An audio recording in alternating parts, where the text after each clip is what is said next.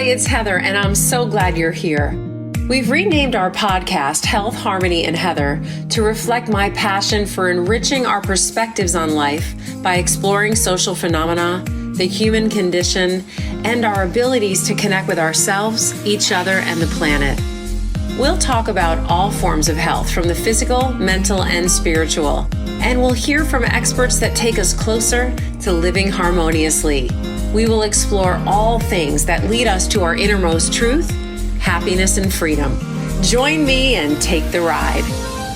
My next guest, Wendy Valentine, is the author of Women Waking Up, the Midlife Manifesto for Passion, Purpose, and Play. She's also the creator of the Freedom at Midlife program and host of the Midlife Makeover Show, a podcast inspiring women worldwide to embrace midlife as a powerful new beginning after navigating divorce, menopause, job loss, debt, and an empty nest all at once.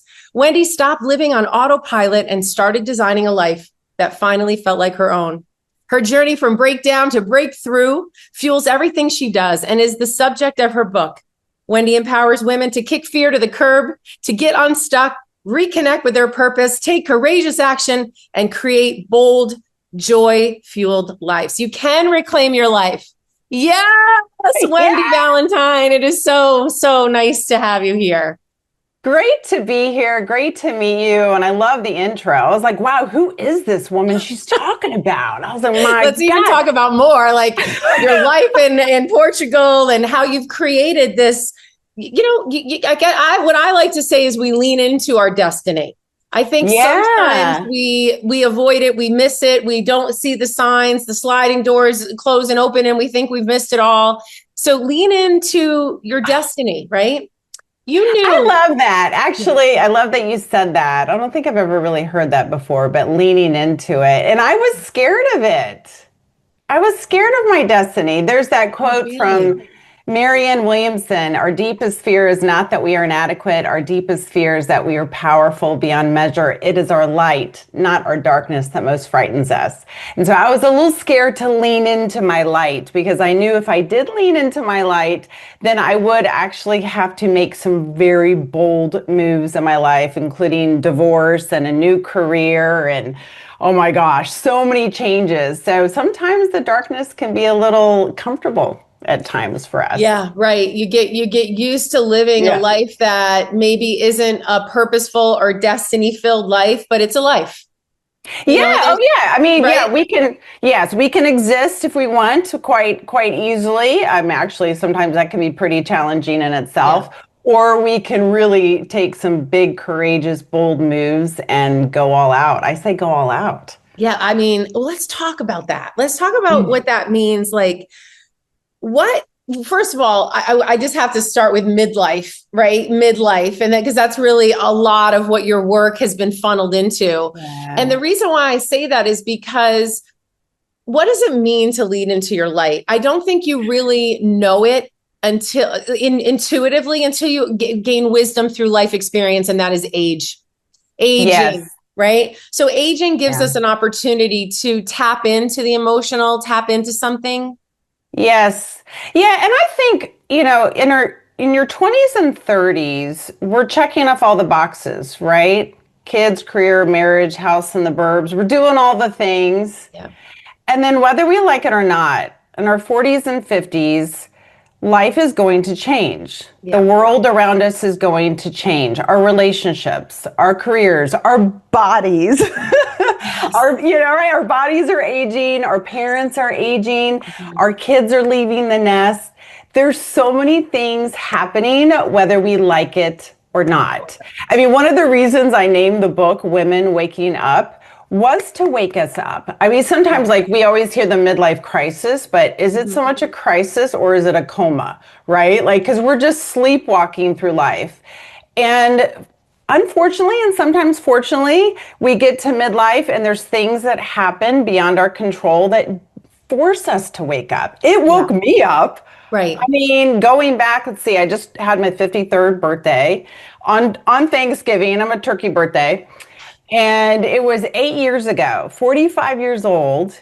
And I had a total, let's just total midlife meltdown, if you want to call it, going through divorce, unemployment, debt, at least 150 grand in debt, Yeah. empty nest.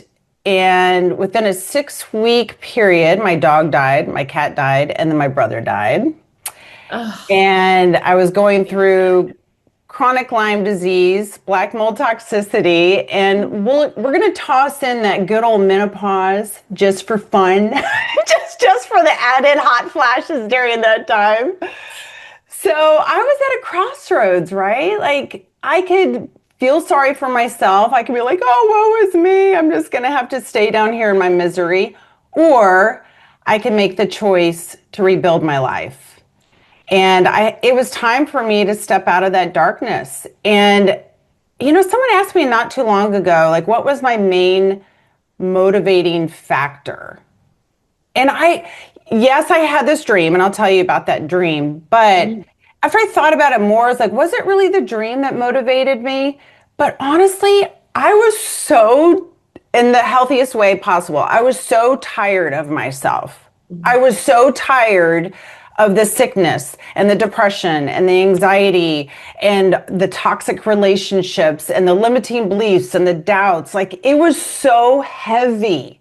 And I carried it around for so long. And I knew that only I could actually drop that heavy weight, right? 100. I mean, you talk about like the baggage, right? We carry around. I mean, I had a U-Haul truck full of baggage I've been carrying around. And I was like, I have got to let this go. Yeah. I have to change my life. Like I knew the only way out of the mess that I was in was basically to go inward, to actually work on my mind, my heart, all those limiting beliefs, everything. And I thought, you know what, Wendy, if you're going to do this, let's just go all out. Right. Sometimes I feel, not always, sometimes you need a total deconstruction to reconstruct your whole life. And that's what I needed to do. So the dream, which is another part of it, I had always dreamt of taking an RV across the country. And so here I was at this point in my life where everything had fallen apart. And I was like, well, what if I just went for that dream? What if I actually did it? And I thought, I really didn't have any regrets in my life at that point. Even despite everything that had happened, I had no regrets, right? Wonderful. But that would have been my first regret if I had not at least tried to make this dream happen. Yes. So within a 2-year period, I got a job offer in Chicago, a job I had never done before, selling new construction houses. I was like, I'll go for it. I'll try it. And chipped away at that mound of debt, recovered from the chronic illness, sought therapy for everything that I needed, the depression, the anxiety, the panic attacks. And within a 2-year period, I completely rebuilt Wendy. I mean, it's beautiful because we all can do that. We all have the opportunities. Yeah. Let's rewind a little bit to when we're feeling, because whether it's midlife or a breakup or a job loss or, a dream not realized, there are these things in life that just set you back and they make you sit down and cry and they make you say, woe is me. Woe is me. Like, why is the universe always against me or whatever? And it's very natural to do that. And it's kind of human nature to do that. But we have to remember we are souls on a human journey. And we have to remember what human nature does to us. Yeah. And oftentimes some of what we're carrying is not even our own. I tend to lend my empathy from my own pain. Like I'll give an example. I just lost my dog and it's been horrible for me, traumatically horrible. And I just can't get through it. It's just one of those things where I just wake up and I miss him so desperately. Well, I also just lost 2 dear friends at 50 years old. And when I wake up sad that my dog is not here with me because I miss him so terribly, I immediately take myself deeper And I think about Anthony's wife, Janice, waking up without him next to her, or Pedro waking up without Amparo next to him. And I get deeper into my sadness. And what we have to remember, it's not my time to be sad about that. There may be a time when I turn to my right and my husband is not there with me, but it's not my time right now. Yeah. And so we oftentimes bring other people's pain into our own pain, and then we get deeper. And I'm telling you that because I want to go back to the beginning, and that's our light. And how do we know about our light? How do we find it? How do we lean into it? And I think one of the things that, you know, I pulse on when it comes to you and your work is that the light that we have only shines brightest when we're taking care of ourselves. So when I do the work at taking care of my mourning and broken heart over my Jessie, my dog, by taking care of me, I'm giving myself the power, the strength, the restoration, the mourning periods I need to then be a light for others. Yes. So we crowd ourselves sometimes with the misery, with the sadness of what the world can be. And instead I should lean into, because you feel selfish, that my husband's still here right now. So that's not my sadness. It's my dog. You know what I mean? And so talk about that a little bit, because I do think we halo ourselves with all the problems. You sound like me. My dog just died. I just had 2 of my friends die way too young. I know. It's a lot. I don't feel good. I just started a new business, which is very exciting, but like it is taking physical, and I am exhausted 17 hours a day.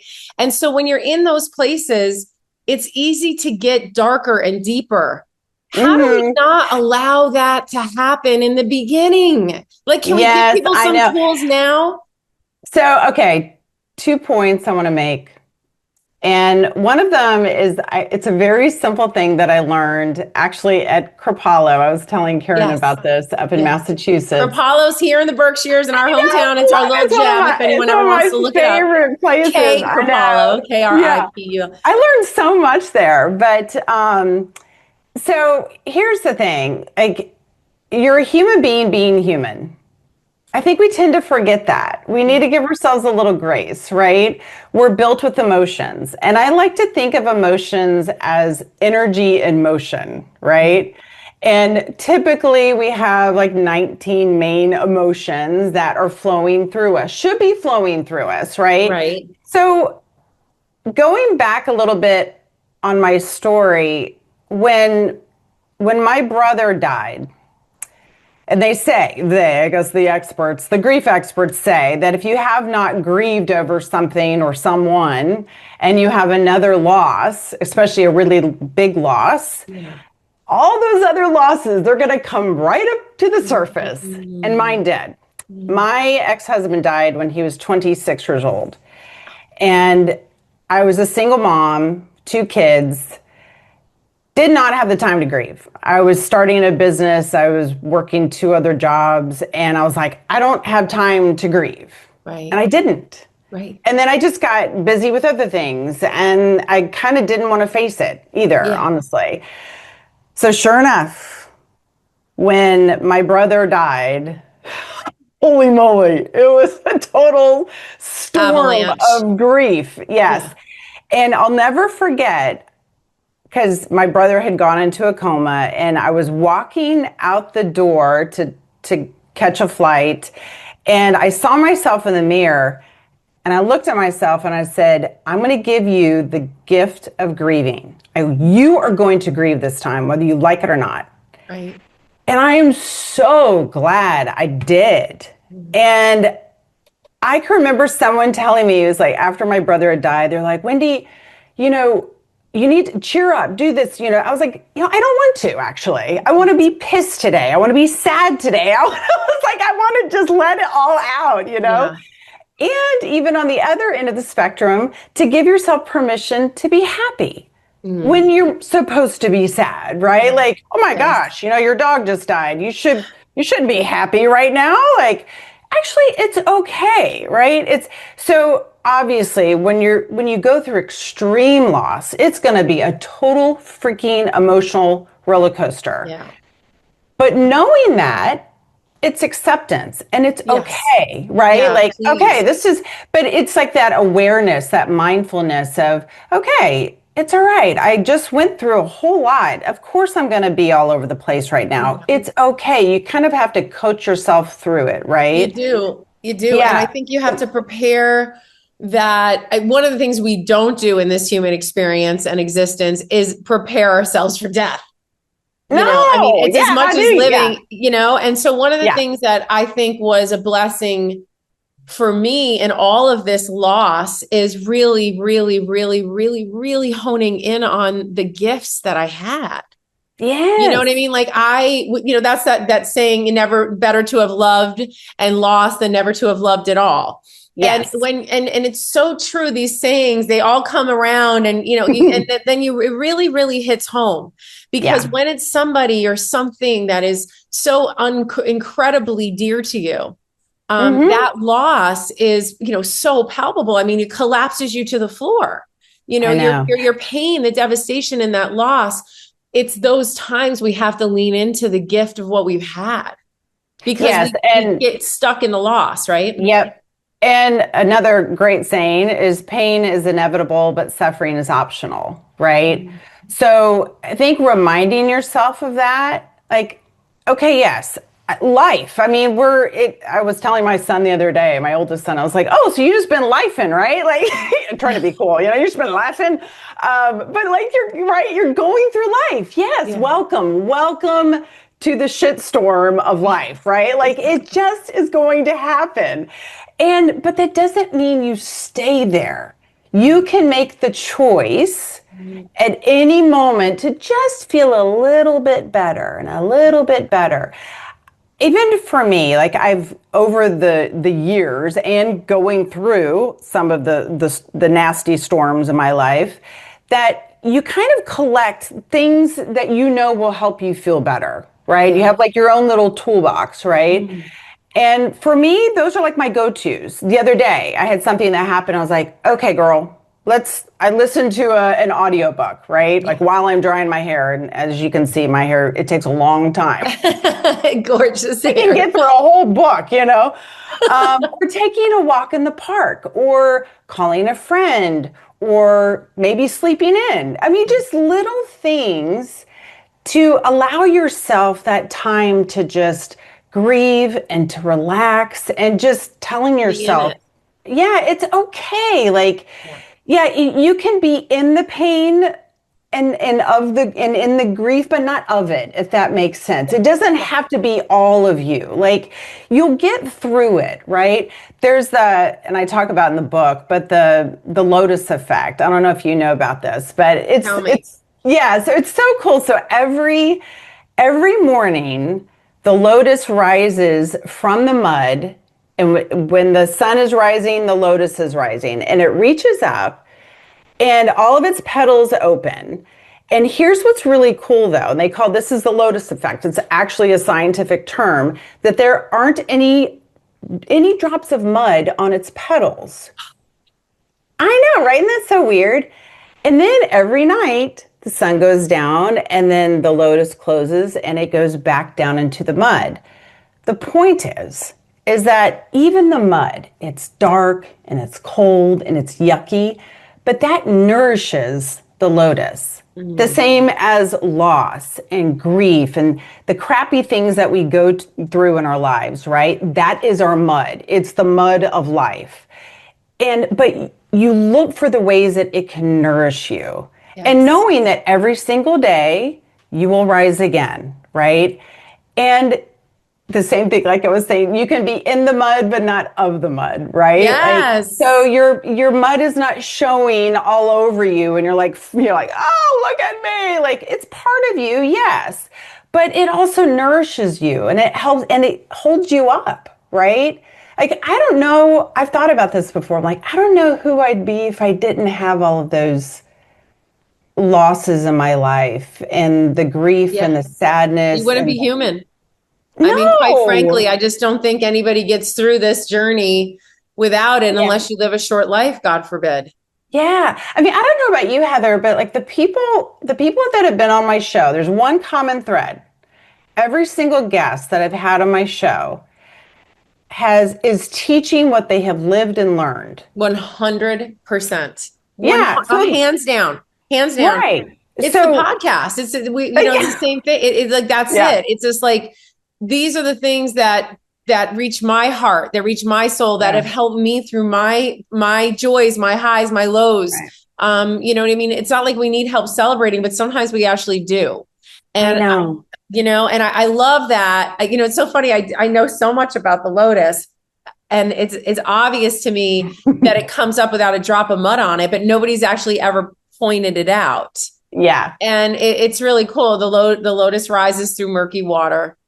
Yeah. And it's the most beautiful, perfect flower ever. But think this too, like your guests, friends, people that you learn from, right? What if they had not risen above their mud, right? And sharing their light. I mean, that's how we all get to not just get through this thing called life, as Prince would say, but but we get to thrive through it together, right? We learn from each other. Yeah. So, and you know what I think thriving through life is when you bring joy to others, when you bring something to the greater good, you know what I mean? And the only way we do that is when we are full, when we are leaning toward our light, and we're doing that. And that's, to me, the human purpose. It's the purpose of this human journey, evolving the soul. And I mean, you're exactly right. Like for me, I wouldn't have been able to write Women Waking Up if I didn't wake up myself. Right. I had to step into my light, right? And that was one of the things that really changed for me when I was like, okay, am I going to actually become a writer and start my own show, and I'm going to do all of this? I thought, you know what, Wendy, it's kind of selfish, honestly, to hold back my gifts and my talents and my light, because otherwise I'm holding back everybody else from doing that. Yeah. Right. You're living in the community, but you never come out into it. Yeah. It's like your house is on the block, but you never visit anybody. No one knows who's in that house. Like exactly. Why don't we ever know who lives there? Yeah. And don't you hate those houses in your town? You're like, who actually lives there? Like, that's a weirdo in there. He never comes out. I know. Come out of your house. You've got it. Bring yourself into the community. Yeah. And it's where you find joy, and it's where you find pain. It's where you find friendship. It's where you find foes. It's where you find happiness. It's where you find struggle, in the community, out in the world. Speaking of Kripalu, you might have seen it there before, but on the staircase of one of the hallways there's a quote, I believe it's from Gandhi. And it says, happiness is when what you think, what you say, and what you do are in harmony. Right. And I remember seeing that so many times and thinking, okay, how do you do that? Yeah. How do you isn't that the whole work? Every single day you got to work on it. Yeah. And you talked about earlier, like, how do you actually find your light? Yeah. It's not even so much in the learning, it's the unlearning, right? There's Michelangelo, when they asked him how he carved the statue of David, and he said, oh, well, I just carved away at everything that was not him. So I know, I love it. It's so genius. I was like, gosh, and so I remember, learning about that from Michelangelo, around that time when you guys used to hang out. Yeah, I know, right? We were just hanging out, But I remember thinking of that, like, okay, I just need to chip away at everything in my life that is not me, including thoughts and beliefs and values and relationships. Yes, we're all David. I know. We're all David. We all deserve to be shown perfectly, in white marble. Well, and actually, we're the sculptor and the sculpture. Yes. We're both Michelangelo and David. Yes. Yeah. You have to sculpt your own life and find your own way and listen to your own heart and know your own path only because you've come away from it. Right. I know. And I think, like, once you get that, when you take back control and you go, okay, wait a second, I have a choice in my thoughts and my beliefs and how I live my life. Oh my gosh. Like the number one regret of the dying is living life for everybody else. Yes. I mean, 100%. And isn't that like the midlife crisis too? When you wake up one day and you go, okay, like half my life's gone and I didn't even live my own. Right. And it's never too late. And there's never anything wrong with what we're doing in life. That's the other thing. No. There's always time to course correct, but it's because you're forcing yourself because you're being Michelangelo to your David. And I think that, part of this podcast for me, I want to start to get into the book because, there are methods and steps to guiding toward this, but just the overarching wisdom of the commonsensical reality that comes at 55 years old, and I see that I always talk about Buddha and that picture of Buddha where he's standing under the chaos of the universe and he's smiling happily because everything is perfect. Yeah. And so if we can lean into the fact that we know it's going to be muddy and we know that there's going to be hard times. And during those hard times is when we remind ourselves it's okay to feel like crap. It's okay to do all the things to myself, all the bad talk, all the things, whatever it may be, but only for a minute. Then it's time to say, okay, enough beating myself up. That's not helping me. That's not helping anybody. You become your Michelangelo. You got to carve your own path for your own happiness. Yeah, for sure. Yeah, it's totally up to you. You brought up about Buddha. I'm sure you know this story, but before Buddha. Well, tell everybody listening. Tell everyone, yeah. Siddhartha. So Buddha, which was, whom was once Siddhartha. Siddhartha. Was it Siddhartha or Siddhartha? I always pronounce it wrong. Siddhartha? It's a great book. It's either Siddhartha or Siddhartha, but that was Buddha as a boy before he became Buddha. Buddha as a boy. Buddha boy. We'll call him Buddha boy. Okay. Yeah. So he was living in a castle with his parents, and his parents wanted to protect him from the mud of life, right? From sadness and loss and grief and anger and depression. So they protected him and they kept him inside these castle walls. And then one day, little Buddha got outside of the castle walls and he saw a homeless person that was suffering. And he was like, oh my God, and he had never experienced or seen any type of emotions like that. And he was just fascinated. So he went back into the castle and then eventually he could not stop thinking about it because he was like, well, wait a second. There's more to us as a human being. There's more for us to experience, right? So eventually he got outside of those castle walls so that he could experience a full life, the whole way of being as a human being. Which I think is so cool, to actually. He dove deep into it. He dove deep. He took all the luxuries and he took it all, and the love and the romance and the sex and all the things until he had to then strip it away. Yes.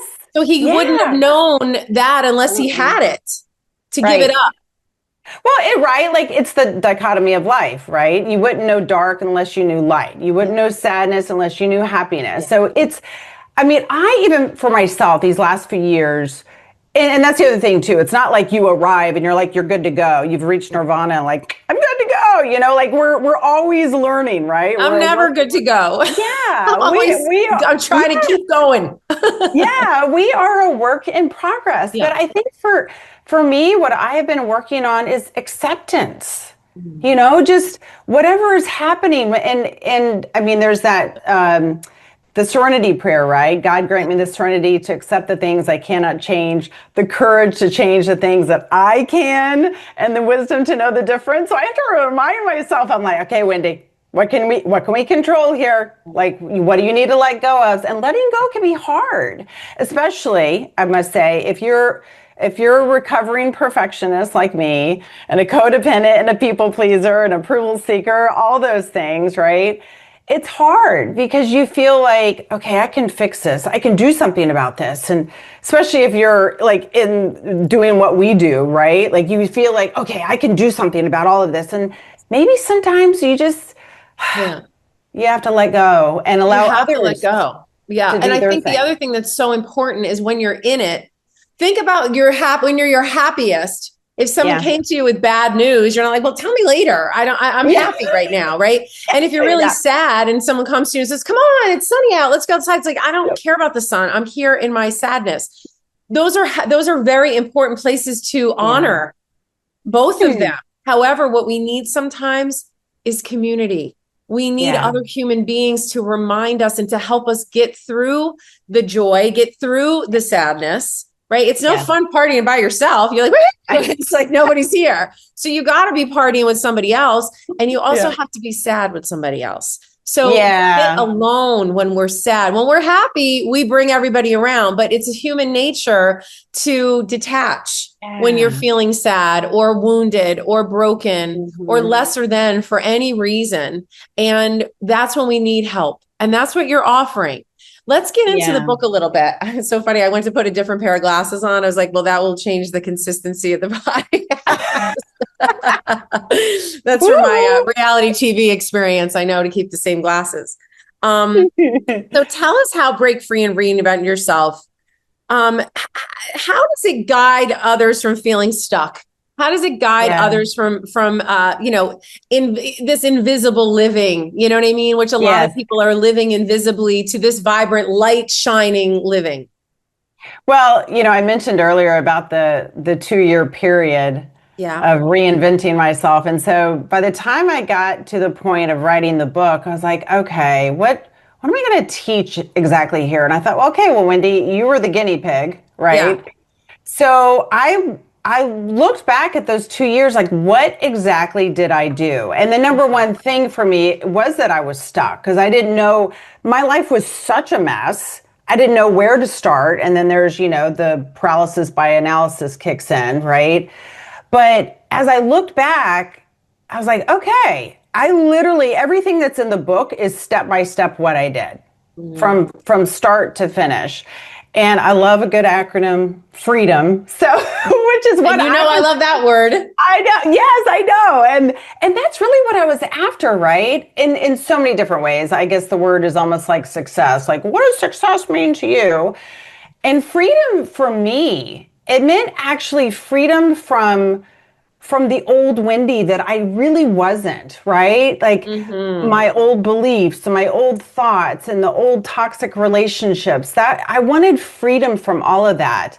And the number one thing, I'm going to tell you the number one thing I did to change my life. And I think it's what anyone can do, no matter where you're at. No matter if you just need to turn up the dial or do a little tweak in your life or you need a full-blown reset, right? The number one thing that I did is that when I had my dream, my vision of driving this RV, it wasn't the RV or the dream itself or everything else around it that I was excited about. I was excited about the woman in that driver's seat. Right on. Literally and figuratively, right? And I started to tap into that woman that I wanted to be. And how would she think? How would she move throughout her day? How would she eat? How would she feel? What would her relationships be like? What were her finances like? Down to the detail. And I journaled about who this woman was. Cool. And I thought, okay. And I will never forget this. My Aunt Annie, she said, she's 92 now. Bless you, Aunt Annie. I know, she's so sweet. She's the best sounding board on the planet. Got me through that whole thing. But she said, darling, she said, you've always wanted to be an actress. So why don't you just act like the woman you want to become?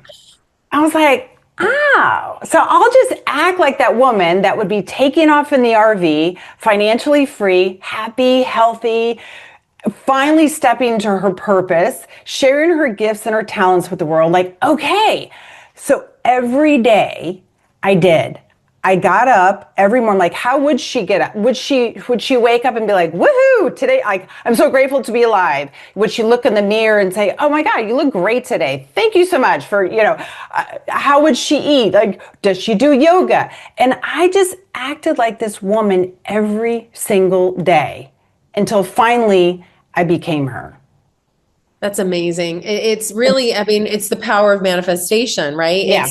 and also there's something that I read about you, and we hear this all the time about manifesting yourself through storyboarding and vision boarding. I've had some people call it, like I've had this one girl that I worked with call it a vision board. She had a different name for it. And so there's all these different names for them, but they all come down to the same thing.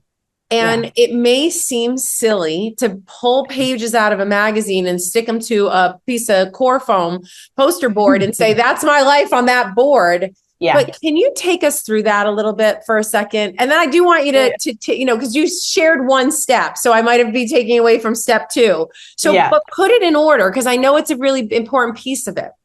Yeah, I have a mini course. It's called Design the New You. That's part of it, actually. So it is kind of, designing who this man or woman is that you want to become, right? Yes.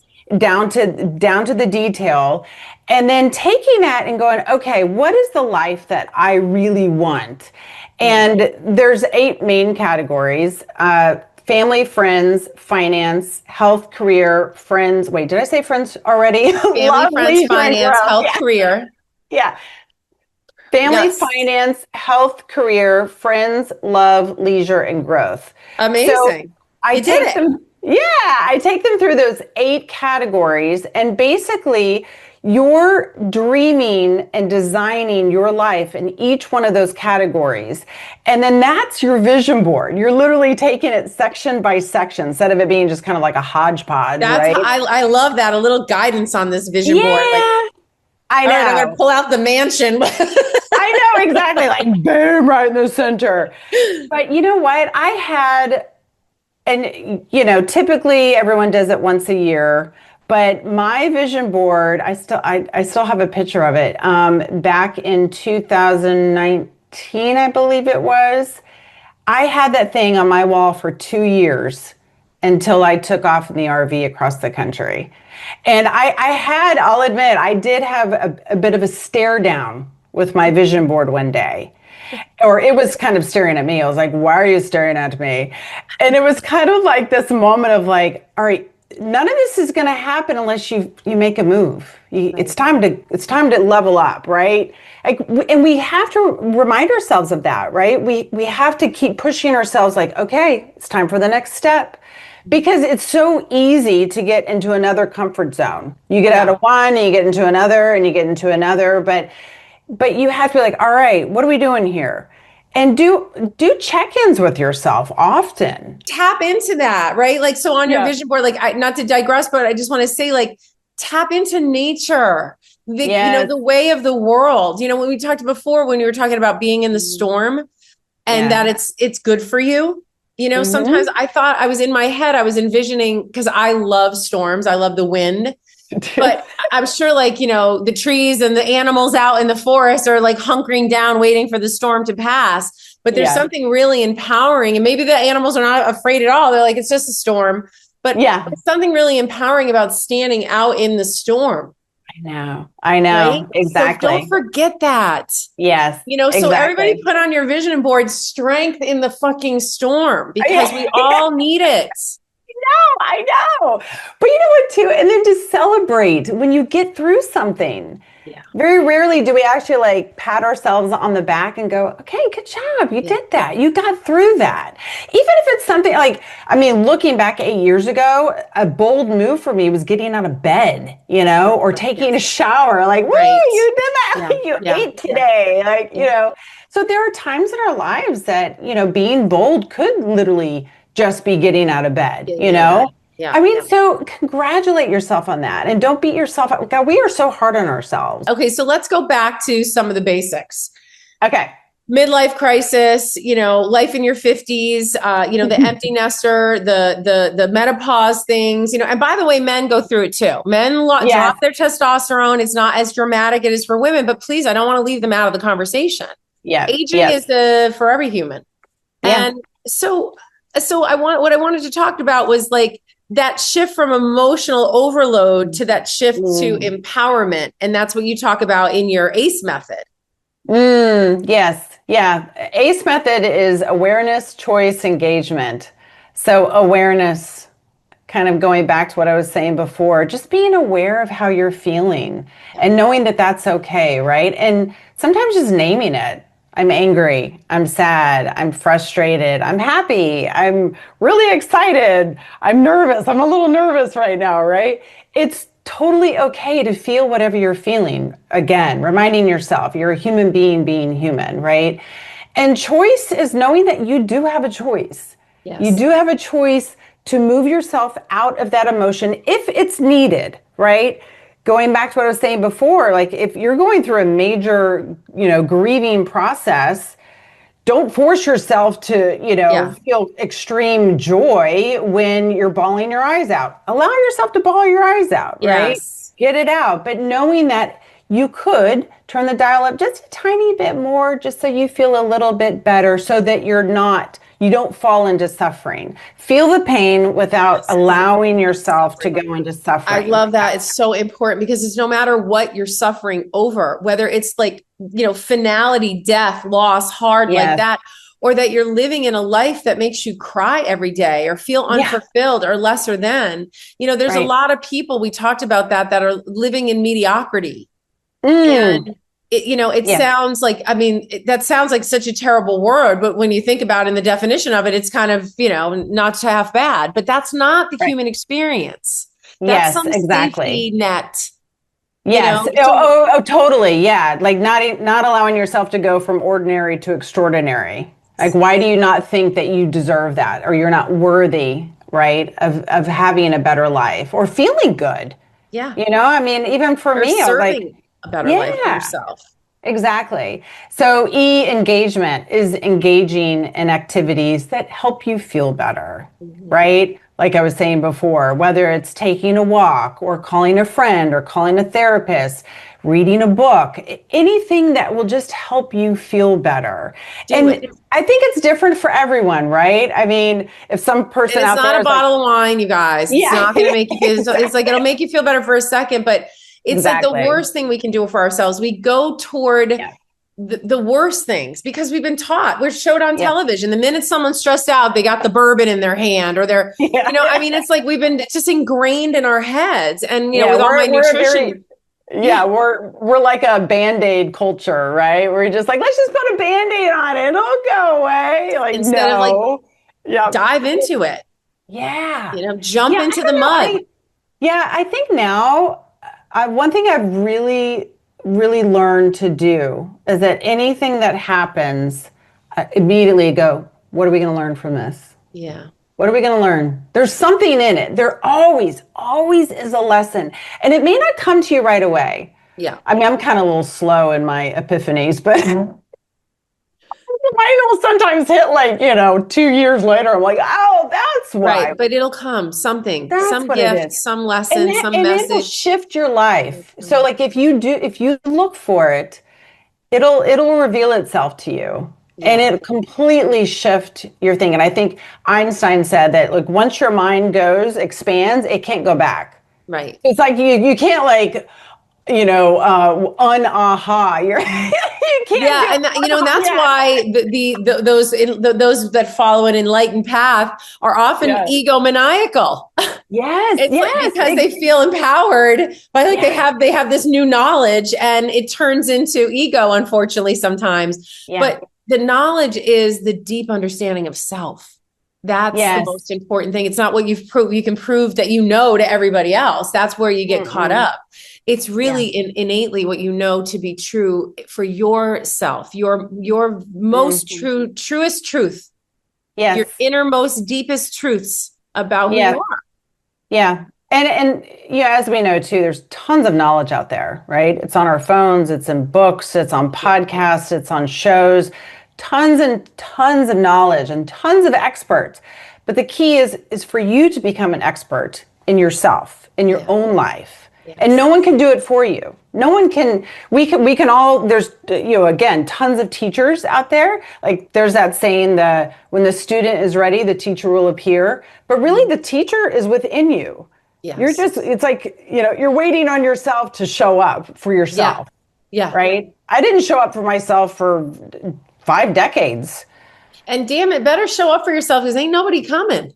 No. Like literally, ain't nobody coming. I was waiting at the bus stop and nobody was showing. And it's because we're taught so much to lean in and ask for help and things like that.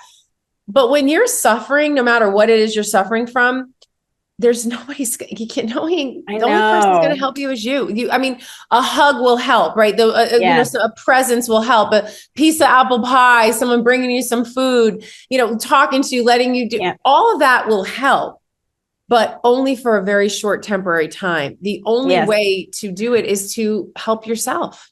Yeah. So chapter 3 of the book, Become Your Own BFF. This is also one of the number one things that I did to change my life. And I think, again, what everyone can do to change their lives. But right here in your head is either going to be your best friend or your worst enemy, right? Your cheerleader or your critic.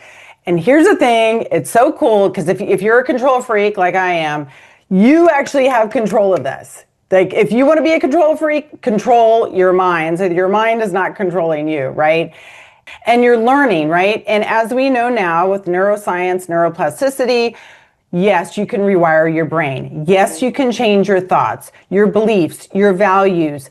Everything can be changed in your brain, which means that you can change your body. You can change your life. You can change your thought patterns. Yes, everything, which is fascinating. I think what's more fascinating is that they invented wheels on a suitcase before they realized you can rewire the brain. What's wrong with us?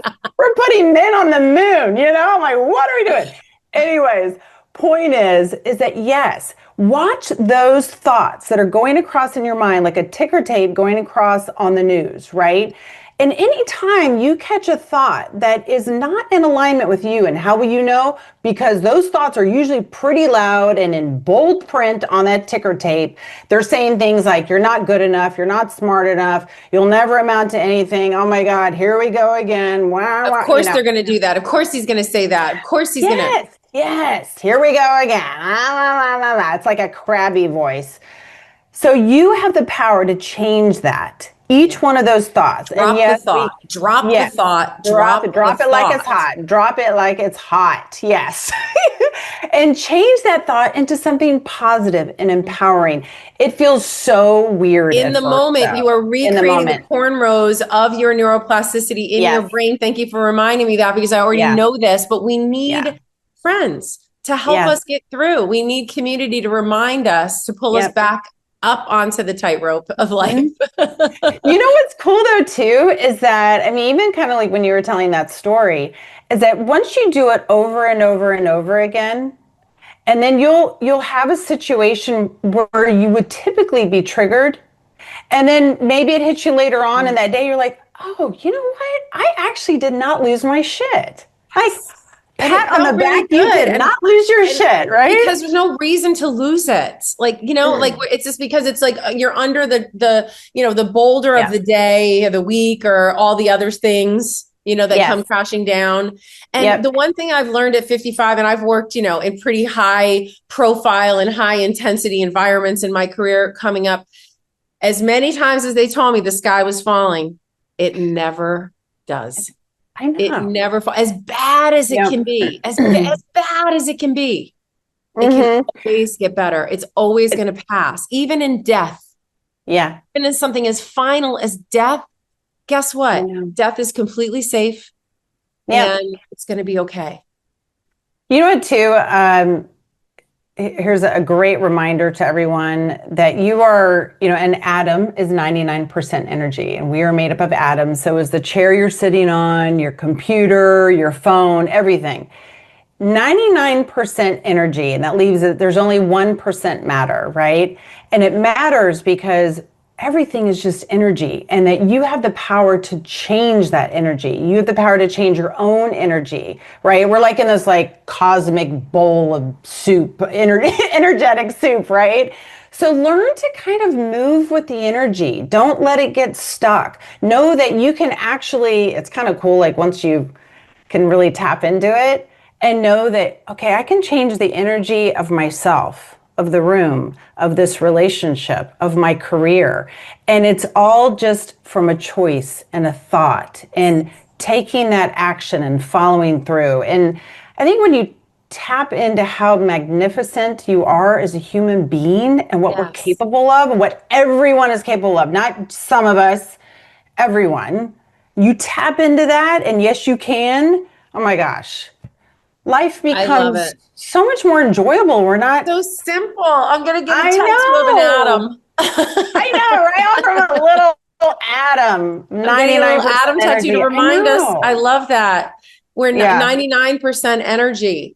And yeah, 1% but our human eye sees the 1%. And of course, that's what we focus on, is that 1%. 99% of us is the matter. And that shouldn't be. We have to shift the thinking to the energy. And that's such an amazing tip. I mean, like so many amazing tips. And like, we only got to one, but that's why, because you guys got to get the book. So I helped you sell it, just keeping them hanging, because there's so many different ways to go in this conversation. Because this is a conversation about life. It's a conversation about women, and it's a conversation about midlife. But it's really, to me, it's you allowing anybody that could listen to anything you said at any time after 20 to embrace your life and embrace yourself and embrace your truth. And we're always going to be unhappy if we're not walking in our truth. And then now that 99% energy really matters, because that's the energy you're putting out into the world. Yes. And our energy so matters in the world. And if we don't know that now, we'll never know it. Where can people find you? Where can people find your books? Where can people find how to lean into the ACE method? Where can people do one-on-ones? Like this has been therapy for me. I love it. Yeah. So tell them where we can find you when you're not in Portugal. I love that. She's in her RV, by the way, visiting friends across America. Yes. Now you have a new friend to visit, and I have a really I was great telling place to park Karen, the RV. the RV is currently in Atlanta. So basically, whenever I go back to the States, I always have a home to go back to, and it's on wheels, which is great. And I actually did my book tour. I had the RV and did my book tour. But so I still have Felicia is her name, as in bye, Felicia. So the RV is in the States. And then, I take her everywhere. But I'm typically over here on the island of Madeira. You can find me at wendyvalentine.com. That's where everything's at. There's many courses on there. You can get the book everywhere books are sold. Amazon, of course, The Midlife Makeover Show podcast, everywhere you listen to podcasts. And Instagram, that's probably my main hangout. And what's your handle on Insta? It is one of those funky ones. It's Wendy_Valentine_. Yeah. Yes. Yeah. But if you put in Wendy Valentine, then you'll see my head of hair pop up. Wendy_Valentine right at the end, and you're going to find her. I love it so much. The book is Women Waking Up, the Midlife Manifesto for Passion, Purpose, and Play. Obviously it became an Amazon #1 release. I want to mention that. Yeah. So it's really important. And so we're here for you guys. We're all here for each other. And lean into it. Lean into your destiny. Yeah. Lean into the light and hold. Our hands are here. Grab them. Because we need community. And so I can't thank you enough for sharing and having the bravery and the courage to get yourself up off that mat and then go out and share it with so many.